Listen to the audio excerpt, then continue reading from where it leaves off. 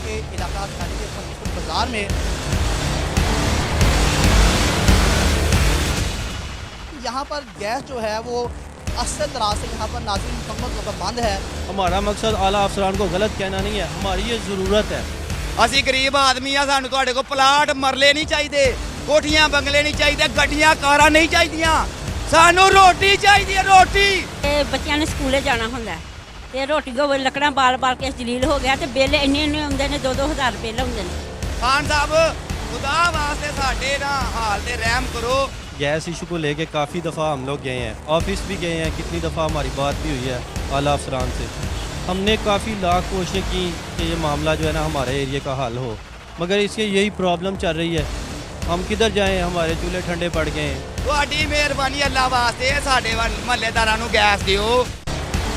देखते रहिए प्रोग्राम अवामी मसाइल, एतवार की रात 8 बजे सिर्फ SM न्यूज़ पर।